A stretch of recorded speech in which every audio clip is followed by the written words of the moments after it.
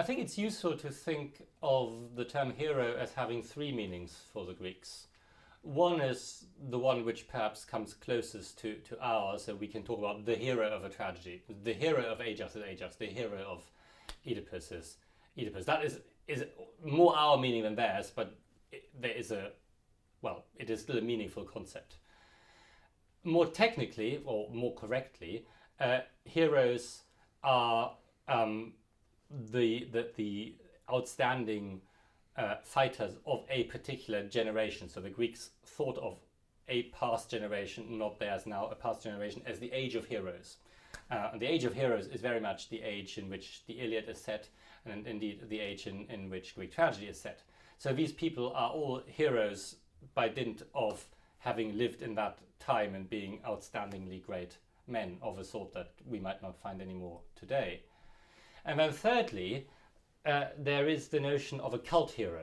A cult hero is indeed one of these figures of the past, like Heracles, like Achilles, and indeed like Ajax, who after death gets worshipped as a cult hero. So these cult heroes sit somewhere between humans and gods. They're not quite human. They once were human, but they're no longer human after death. And they're not like quite divine because they once were human.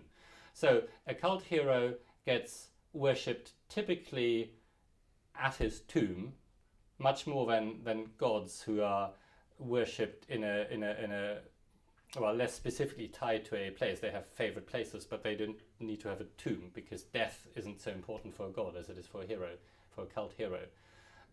So they have a tomb. Often they have many tombs because many different people think that they know where this hero was buried, but buried they had to be. And they were invoked for protection. So cities invoked heroes for protection against their enemies. They were often they were fierce fighters in the past when alive, and now they're fierce supporters against one's enemies when dead. And Greek tragedy sometimes plays with that. So Ajax, the play, plays with that.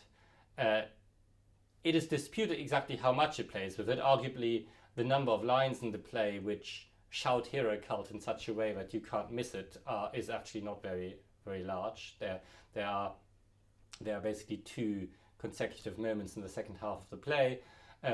One in which the chorus talk about Ajax being occupying a grave and getting everlasting memory, which may make one think of hero cult. And then immediately afterwards we have what one could call a supplication scene. We have a tableau of the body of the dead Ajax. We have Tutor, his half brother, and we have their son, Ajax's son, and we have Tecmessa. And so we have these three friends supplicating the body for help against Agamemnon and Menelaus and the army who are now enemies of Ajax's friends, as they were enemies of Ajax. So his friends beseech the body, which is a rather counterintuitive thing to do since bodies aren't much help normally. And it's commonly thought that for Athenians who are aware of Ajax as a cult hero, as Athenians were, that scene would have evoked hero cult. So one can very reasonably take different views on exactly how important hero cult is to the Ajax. So my own view is that the play is written in such a way that if you don't know that there was hero cult, you won't pick it up. This is very different to another play by Sophocles, Oedipus at Colonus, where hero cult is very much in your face. I mean, you can't avoid thinking about it. So if we watch it today, we realize there's something weird going on. This is not so in Ajax. However, I don't think it is the right conclusion to draw that therefore hero cult doesn't matter. Rather, it is written in such a way that an audience that knows of hero cult will import it. So there are various fairly small pointers that activate your knowledge of hero cult, and then there's another layer, because then the struggle to get this body buried effectively becomes a struggle to have a future cult hero, but to the Athenians is a cult hero, buried, and this body isn't any old body anymore. It's the body of a hero to be.